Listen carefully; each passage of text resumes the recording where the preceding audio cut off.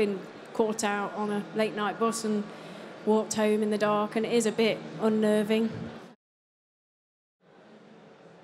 At the time when we looked at the options, the park night lighting was one of the options we were investigating. Others were LEDs, CMS, and all the same sort of systems that I'm guessing everywhere else looked at. At the time, the LED prices were out of our reach, so it wasn't an option that we could go down. Budget constraints also meant that park night lighting was the preferred option at that time.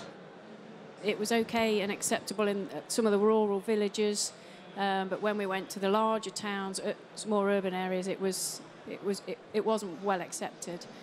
Nottinghamshire decided to take a pause and to monitor what had happened up to that point and decide on if that was the way they wanted to go.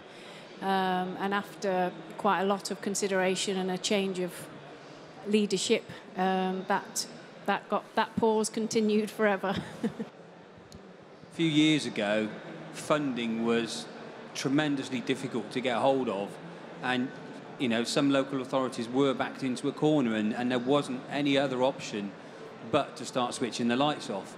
Our clients, and I think like most engineers, would take the approach that it's got to be a full justified risk assessment, and you've got to look at all the options, and lighting is one element of safety for your road users, and it shouldn't be considered in isolation. It's got to be a whole package.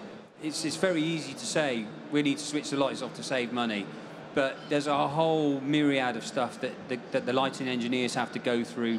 You talk to the police, you talk to about your accident statistics, your burglaries, you then look at your traffic flows, etc., etc., and it's not a simple decision. And you can understand why you very often don't turn the lights off. Things have developed, prices have come down, there's more options on the market, there's more progress with technology, and we've started to look at other avenues. So we moved to LEDs and dimming on our high wattage lighting.